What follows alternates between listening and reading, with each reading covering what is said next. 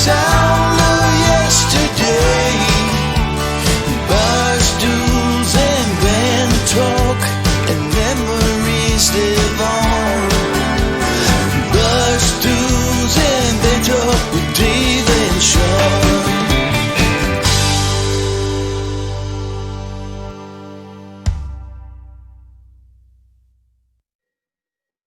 Because I'm Dave. And I'm Sean.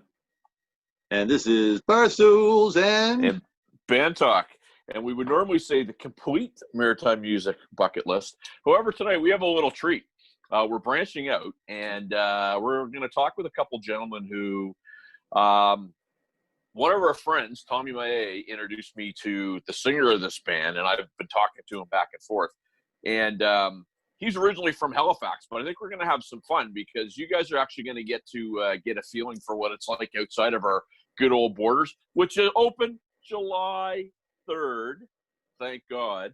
Eddie Duggan, so sad to hear about the shenanigans thing, the campground shutdown thing. I don't get that, but anyway, we'll tackle that another day, brother. But this is going to be fun. We've got a couple guys here that they're doing it. They're writing with some folks. They're playing live. They're releasing their own stuff. This is going to be a fun little chat. so these guys are doing some, really progressive metal stuff. There's a lot of folks on here are big metal fans, and I think you're really going to enjoy talking to these guys. We have Chris Boshis, and Patrick Mulock, and they're from the band Phear, Phear, like person, different. And there they are. Gentlemen, how's you going? Good. Good. How are you? What's up? Good. So just to get started, so Patrick, you and I chatted briefly, and actually you were telling me you and your girlfriend were making masks at your place of business there, and It was like, I can only talk quick, I got to go. But you're originally from Halifax, well, born in Halifax and raised in Mississauga, is that right? Absolutely. I was born in 1900 at Grace Maternity and 1909. My parents are from Halifax. My grandparents are from Halifax. My great-grandparents were from Halifax. I'm eighth generation Canadian. But you're living in Mississauga now. Yep. And Chris, where are you living, my friend? Also in Mississauga. We're all in Mississauga. Mississauga. Yeah. So I was born here. I was born in Brampton, which was not far from here. So I've been in Ontario my whole life. You know what I love about you guys? Toronto. Toronto. Well, and what I was going to say, what I love about you guys is anybody that's from Toronto. Yeah, I'm from Toronto. Oh, yeah, what part? Well, Mississauga. Well, that's not really true. And as soon as you know, it's like, then let's get to the nitty gritty. So we're about an hour from Toronto. About an hour from Toronto. About an hour from Toronto. Yeah, about an hour from Toronto. To be honest, whenever I go across this country, I say I'm from Halifax. It's much better reception. Yeah. Yes, sir. Absolutely. Even the Toronto airport isn't even technically in Toronto. It's funny. No, that's right. That's Mississauga, right? It's like Etobicoke, which is like another part of Mississauga. Right. So yeah. Well, I used to work actually right out at right across from the Kipling subway station, which is Etobicoke too. So anyway, we can do this all night. Yeah. So Patrick comes to us by way of our buddy Tommy Mae, and I said, "How the frig did you meet Tommy?" And it was at a Dream Theater show in Toronto. I sat down at a Dream Theater, and this large, muscular boy sits beside me. And he, of course, strikes up a conversation. He's from the East Coast, so he's friendly. So I'm from the East Coast, so I'm friendly. So he's a drummer. I'm a singer. He's never seen Dream Theater before, so he's quite excited about it. I tell him what I do. I tell him who I'm with and who I used to play for, and then he mentioned Shameless, and I know people who've been in Shameless over the years. I know they're, top 40 band and stuff like that. They play up in Toronto every once in a while. I've never seen them, but I'm aware of them. And we just struck a conversation and been friends ever since. Right on. So we still talk, and I tell him all the time, start playing an original band. Stop playing in a cover band. He's good enough, and he should be playing in an original band. But it's cool that he does the cover thing. But have an original band too. Patrick, when did you leave Halifax? When I was 8 months old. Oh, okay. But you must have made a lot of friends before. I returned. I grew up kind of every summer there, in Okay. Bridgewater. I don't know if you're Okay. familiar with Bridgewater. We lived in Spryfield for a while too. I think I'm saying it right, Spryfield. But That's yeah, like so saying like Mississauga and Toronto, say Halifax and Spryfield. It's Yeah. yeah, so yeah, but I was born at Grace Maternity, which I know is There you Halifax. go. But my whole family tree is down there. So every summer I grew up in Bridgewater with nothing to do. So Yeah. Well, that's Bridgewater, baby. So That's I- Bridgewater, baby. so I listened to a lot of music when I was growing up. So now you guys and Chris, we'll bounce to you for a second. I mean, Sure. we were talking. You guys have some diverse backgrounds in terms of who you played with. But for anybody that's kind of watching this, especially a lot of people that grew up in Halifax, they've never really experienced the music scene in Toronto. I mean, I was up there, I played it, and I know how cutthroat it is. It's I know what it can be like. But give us an idea. Drop some names. Who have you guys played with and and opened for and played in bands with and what have you? Well, some of the more local shows we opened for Striper. We played with the Iron Maidens, which was a cool gig. We opened for Udo Dirkschneider, who was at the Mod Club in Toronto, who used to be in Accept all those years ago. I don't know. Pat, help me out here. We played with Svengali. Bengali, that's right. Yeah. Before Chris was in the band, we played with Varga. A lot of times we've headlined, which is cool. We managed to get to that level. And so Chris, tell them who you auditioned for. Oh yeah, well, I've auditioned for Disturbed. I did some online auditions for Machine Head when they were looking for a guy. Cool. So those are two of my favorite bands. So that was a pretty cool experience. The Disturbed thing was funny. I drove like 9 hours to Chicago, lined up for 4 hours in the cold. I literally played for 30 seconds and went home. Yeah. So that was an interesting experience, but you get it on the resume now that you can say that you did that, right? I get to meet the guys quickly, shake their hands and everything. But honestly, there's like 400 bases all lined up. They gave everyone like 30 seconds and somehow made their decision that way. But that was pretty cool. I played for a band in the early 2000s. I played for a band you may or may not have heard of. We had a record deal with Metal Blade, and the band was called Eidolon. Okay. And so Eidolon features the Drover brothers who played in Megadeth and King Diamond. Wow. So our deal with Eidolon was over in Europe. So we did our shows over there and stuff like that. But that was a good 4 years I was in that band, 2001 to 2004. And I got to play Wacken. If you're familiar with Wacken, I hope you are. Yeah. That was my first big taste of international music and this is before the internet was really, really going full steam. Yeah. So it was a lot harder to get exposure back then. But that was I guess my first kick at the can, so to speak. But that metal scene or the progressive metal scene, I'm not sure what you want to distinguish your genre of music. I just listened to some stuff. I loved it. Like there's a lot of cool guitar harmony stuff. I love that kind of stuff. Thank you. But it just like really intricate rhythms. It's really cool. I liked it. So is it more mainstream in Europe now? Could you get away with it longer, maybe in Europe than you can here? Do you think, or no? I think Europe is just appreciative of all kinds of metal. They just love their metal, and the genre almost doesn't even matter. There's so many subgenres, and there's so many just fans of all of it that that's our goal, to get over there and sort of get our stuff out to the people that love it the most, right? So, Yeah, well, that makes sense. Perfect. And anybody who's hearing what I mean, we won Thrash Album of the Year on a few websites. So we're described as classic metal. We're described as thrash metal, progressive. I don't know how we got that, but it's like there's so many definitions. We just call ourselves a metal band, whatever the song goes or whichever way it goes. So I think we're very diverse in that way, that we can go in many different directions. We use the I'll call it the Cookie Monster voice. Yeah. In a lot of our songs.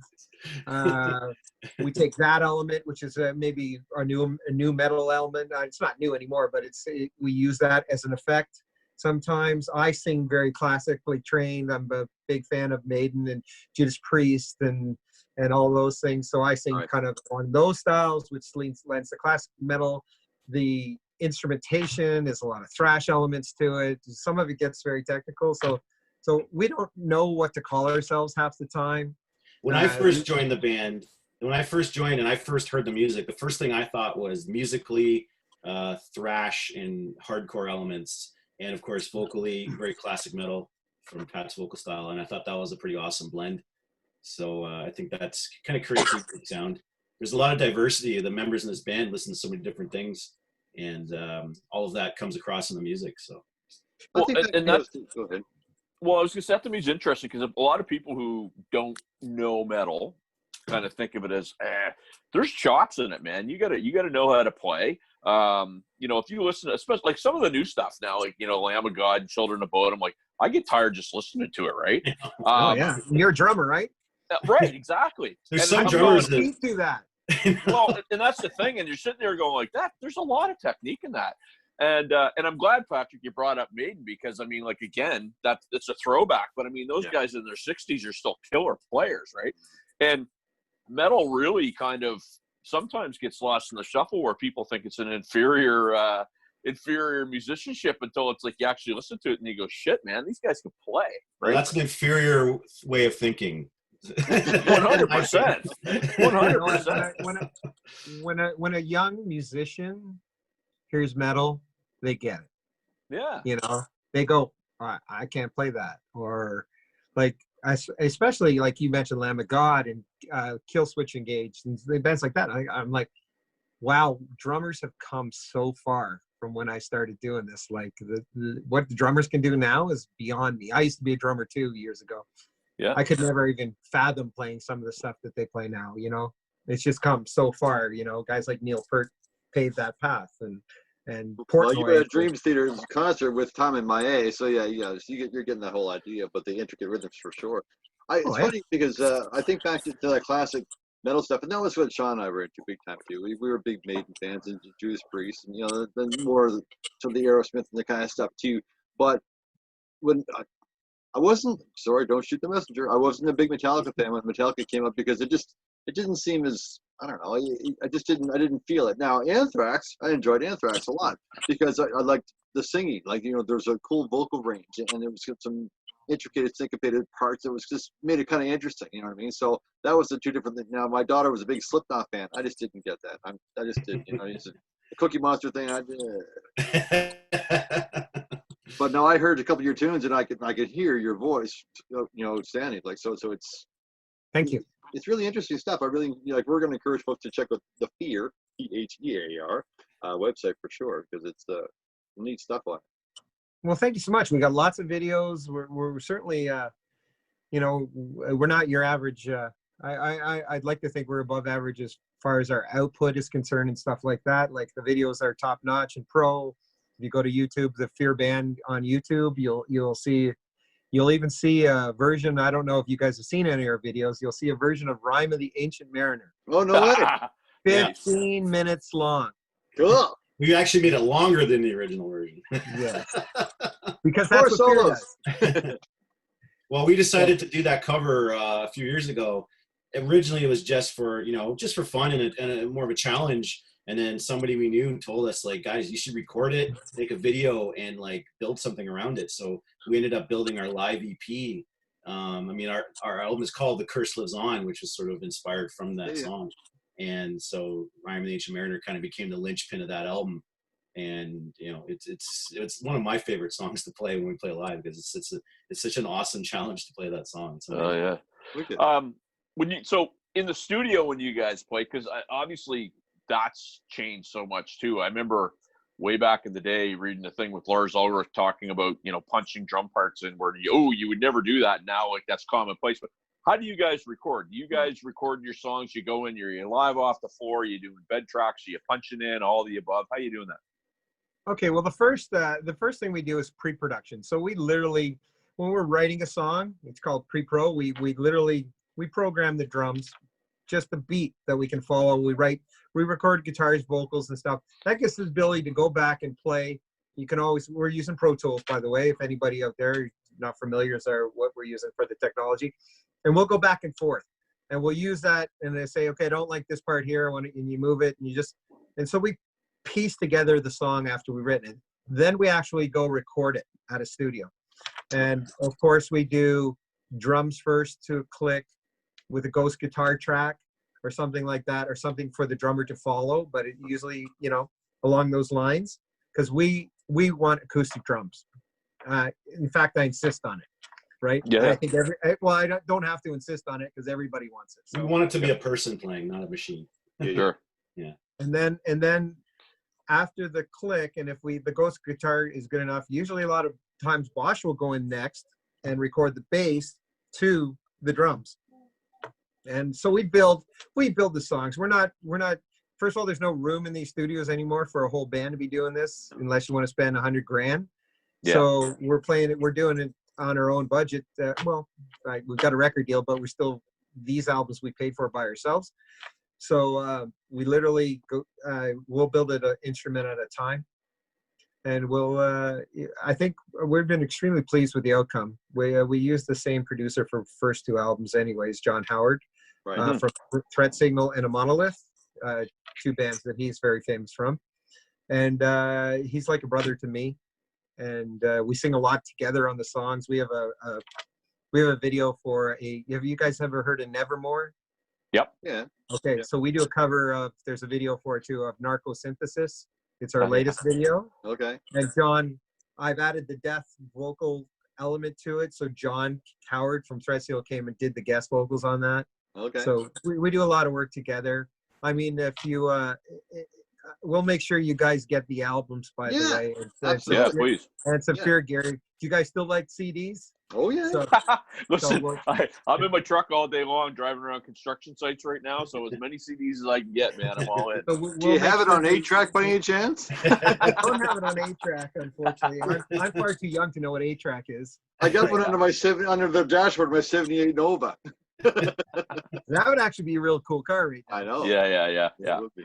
But so Well, to finish your we'll question make about sure- recording there too. I mean, Yeah. Normally what happens is the drums are done in a studio. We go into a studio for the drums, and usually the vocals are done there too. And we had a nice studio set up at home where we can do the guitars and the bass and kind of do it in a more relaxed atmosphere. Right. And then those tracks then get sent for mixing, afterwards. But we try to do it so it's not a rushed or a situation where we're like, oh my God, we're running out of time. We got to get this take. Yeah. Right. We just do it at home where we're relaxed and having fun with it, and can have some beers and whatever. So that's kind of how that's kind of our process. Well, wait a second. You're drinking in the studio? Oh. I was unaware of this. Yeah. Never. Is there a fine system in Phear, man? You might be owing money. No, what sucks is I'm the singer and I can't sing when I drink, so I gotta wait till I'm done to actually have a beer or two. He calls himself a singer. Come on. So Not being a singer sometimes. No fun, no parties, no. Yeah, that's right. So you Patrick, you mentioned you guys have a record deal. So in this day and age, what exactly does that mean? I mean, I played in a band that had a deal back in the 90s and really, it, meant sweet FA, to be honest with you. But what does it mean these days? Well, it's still not like it used to be. Like the Metal Blade deal was much more lucrative to us financially when I was in Eidolon. There's advances. There's no more advances and stuff like that. They take care of the cost of stuff, your printing of CDs and records and things along those lines. We're on RFL, great label, great people, and they take care of the PR part of things, which is what is really essential. We're still doing our own social media and stuff like that. But again, having a record deal now is more about helping you get more and more exposure. I think I was watching a bit of Darby Mills, your interview, very well done, thank you guys. But Thank you. And but she is mentioning about a distribution deal, and she says the record deal was where they actually come calling, and she's right. The distribution deal is basically you set it up and if it sells, they're going to get it. Well, the record deal actually pushes to sell it too. Right. So we're getting streams, we get revenue from streams, we get revenue from CD sales, and things along those lines. Hopefully it gets to the point. So RFL's fairly new. They just signed Sven Galley. We're on the same label as them. Nice. Actually, I helped with introduction of that, and so I'm hoping that this could lead to maybe some tour support and stuff like that, because we'll have to renegotiate our contract at that point, right? We have new music coming out. I'm not going to say when because I haven't got a clue when it's going to actually happen. It's Fair in enough. pre-pro, like we talked about. I want to know when. Yeah. You tell Don't me. show the bass player. Don't show the bass player anything. Yeah, I'm a bass player too. Actually, let's go there for a second. I want to ask now. So, Chris, what are you using for gear, brother? Well, I actually have a deal with Spectre bases. I just started using them for the Nice. last year and a half. Wow. Fantastic. So I got kind of hooked up with those guys. And honestly, it was the best decision I ever made. Like those basses are just solid instruments. Like they're they sound amazing. I got some active EMG pickups in there, and I'm currently using Galley and Kruger for my amp setup. And that combination is just powerful. It's just so strong. Like I can't be happier with it. Couldn't be happier with it. Melt the face off you, man. Well, and hey, Chris, tell everybody what it means as a musician to be endorsed, to be able, because I mean, I'm fortunate to have some stuff, but I mean, for guys that, you go down to Steve's or wherever with you save up all your money to buy one of those amps, could be a few $1,000. I mean, without naming names or whatever, just tell everybody what that means to a musician. Well, it's fantastic. I mean, with Spectre, their basses are pretty expensive. So first off, right out of the gate, you get a great deal, right on your first bass, my first bass. You get, your name goes on their website as a featured artist. And, when you get into the social media aspect of it, anything I post, any kind of pictures or video that obviously has me with my Spectre, I'm tagging them, I'm posting with them. They're retagging stuff from us. So that in turn gets your band exposure when the the company that's endorsing you is also retagging, commenting on your videos. And it's just kind of like a cycle of exposure and, kind of getting everyone's name out there. And, Spectre specifically, they like to consider themselves like a Spectre family, right? So you kind of become part of that family, and it's just a cycle of, exposure for that. It's really good. Awesome back scratching going on. It's all good. Yeah, so that's exactly what it is. Like there's no contracts, there's no nothing. It's just, use our stuff, tag us, promote us, and we'll do the same for you. And it's worked out great, and I hope to build my collection soon. Yeah. Right on. So, you Patrick, you mentioned RFL there, and so they're out of where? Pennsylvania. Okay. U.S. Yeah. So, I obviously saw this Fengali release, and Tommy told me your connects in there. So what have they been doing in the last while? Because it sounds like they're really starting to kick the doors open and really try to make a mark. What's going on with those? RFL themselves.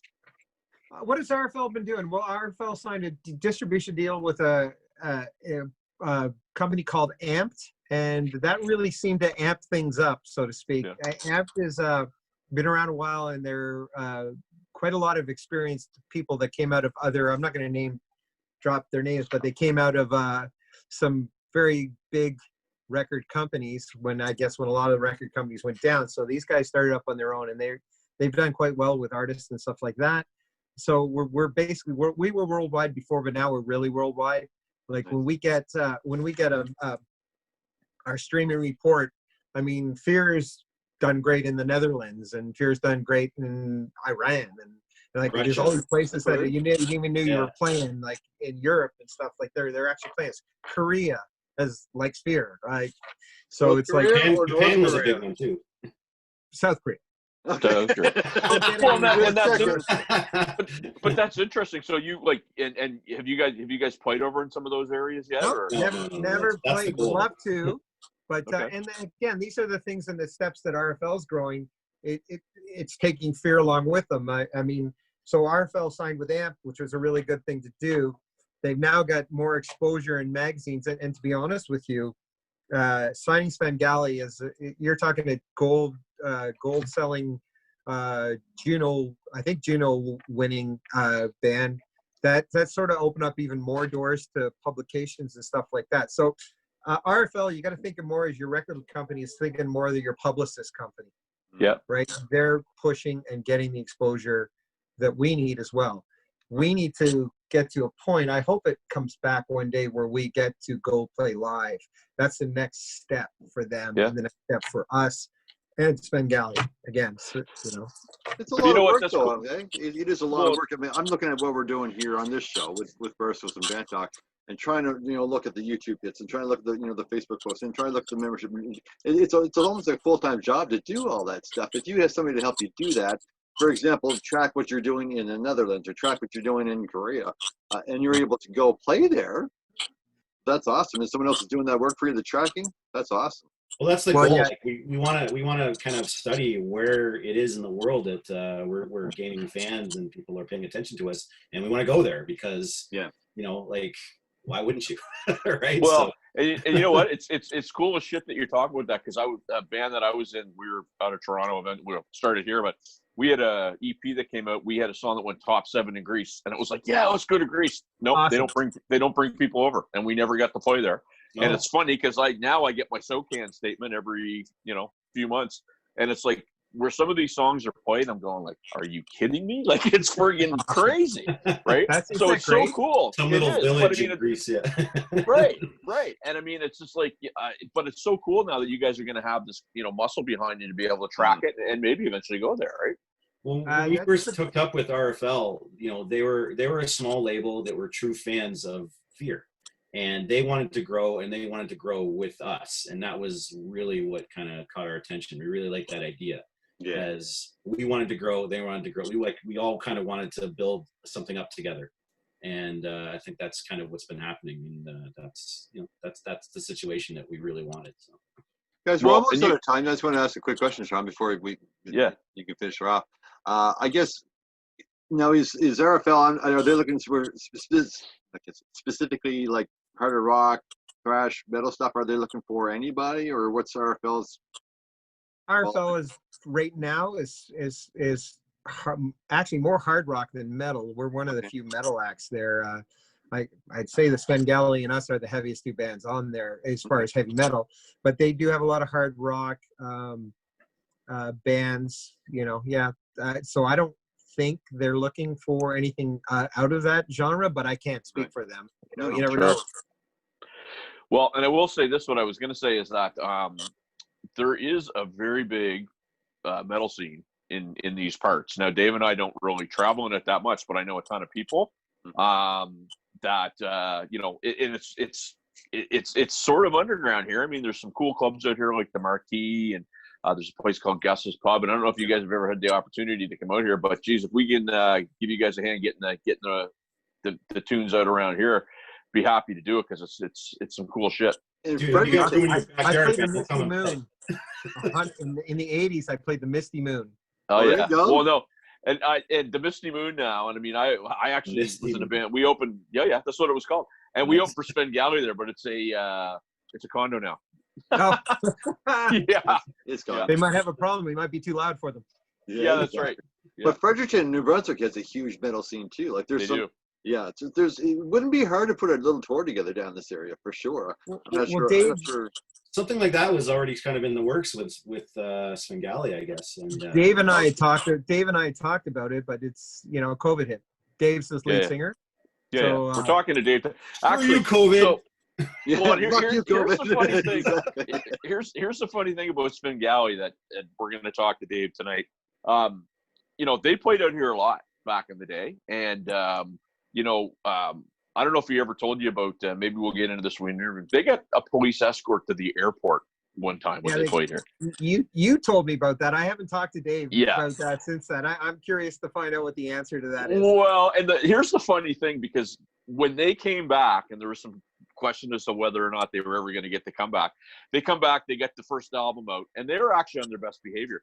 So a local TV show comes in and interviews, and the guy that did the interview was Mike Clattenburg, that created the Trailer Park Ones. And Mike's opening line was, and Mike's opening line was, so I've heard of people getting kicked out of bars or kicked out of restaurants, but how do you get kicked out of a whole city? And away they went, right?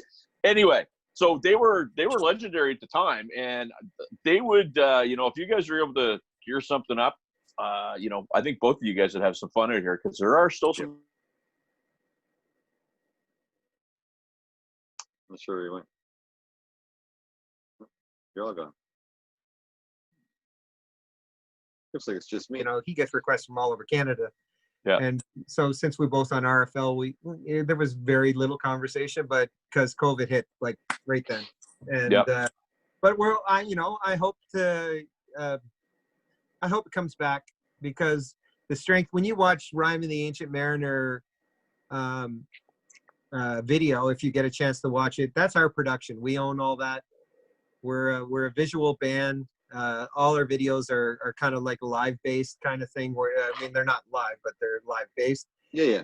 We're a band to see as well as hear. And you know, and we all know how good Svengali is too. So like I hope we can put it together, and it's all about the state of the world.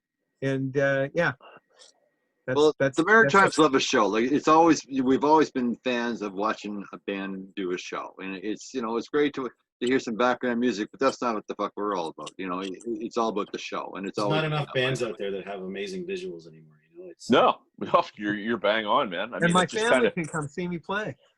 Well, and Chris, it's interesting that you mentioned that as we wrap, because when I was in Toronto for 7 years and I come back, this whole kind of acoustic guitar thing, it kind of came back to Halifax. And I remember going out and it was singles and duos. Not that there's anything wrong with that, but I was like, where are the guys that are jumping on the table picking beer over? And it didn't. For a long time, it hasn't happened. They're back to fucking Hamilton. Yeah, that's right. Yeah, Hamilton's the place to go for that. Yeah. Oh, I know. I used to play a bar there called Rockies. Is that right? Rockies. Rockies. It was right downtown by a movie theater. Anyway, a lot of fun. But my point is we're slowly getting back there, but people would eat that stuff up. And we're doing a live show on the 25th of July, and the bar that we're doing at, you guys would be perfect for it if you came down here. Yeah. You really would. We'll make sure are you broadcasting the show? We're gonna see, but we'll see what happens. Right now, you're gonna be there to see it, but we'll probably record parts of it for sure. So send me some video. I'd love to see it. Yeah. Join the site. You can see anything you want. I will. Oh, absolutely. Yeah. Okay, and not only that, as things kind of bust open here, guys, I mean, like, we can stay in touch, and if there's any way we can help promote you guys down here, because it'd be great to see you live down here. It really would. It'd be great to be there. We would. You know what? It's nothing against Toronto, but we want to get out of Toronto. We want to get. Yeah. We want to see places. We want to have some fun. We want to see people think of our music outside of Toronto and stuff like that. We know the world seems to like it, so hopefully. Sure. The more we just gotta go places who love their metal and places who love their rock. Yeah, you just gotta find the pockets, right? Toronto is sometimes it's tough for that in Toronto, because. No, I hear you. But you can come down here and have a couple donaires too, boys. Right? Oh, that's right. You're only 8 months old when you had your last donaire, Patrick. 8 months old. Yeah. All right, I can't remember it. Let's close off with this. Let's do some shameless plugs. Where can people find more about Phear? www.phearband.com. That's our website, and that'll take you everywhere else. We've got Phear Band on YouTube. We've got Facebook, Instagram. Yeah, all the links are on our website. Everything, anywhere you want to go for Phear is there for sure. You can see everything there. Everything. Awesome. Even stuff I don't want you to see. Yeah, we have some fun photo albums on there for embarrassing and compromising photos. That's my favorite. I love Outstanding. Outstanding. Well, guys, thanks, guys. We answer all our social media, so if anybody wants to say anything, anyone who wants to contact us, we'll definitely respond for sure. So. Right on. And I'm looking forward to this one getting up on the site, because, like I say, there is a pretty vibrant metal scene out here. So awesome. I think you guys will probably get some feedback on it. And thanks so much for doing this. This was a lot of fun. Thanks for having us. It's amazing. Thank you. I can't believe it. Thanks, Tommy, for setting this up. Yeah. The hell with Tommy. He can go lift a weight and eat a pizza. No, I'm just kidding. Tommy's a great guy, man. Tommy's a great guy, and he's like I say, he's the guy that needs. You're right. He needs to get out there and play some original stuff, because he works hard, man. Yes, he does. He practices a lot. Absolutely. All right, boys. Right, thanks so much. All right, gentlemen. So All right. Patrick. Been a hoot. Yeah. All right, guys. Nice. Yes. All right. Cheers, guys. Cheers, guys. Take care. Fuck COVID. Fuck COVID. Fuck you. See ya. All right. See you guys.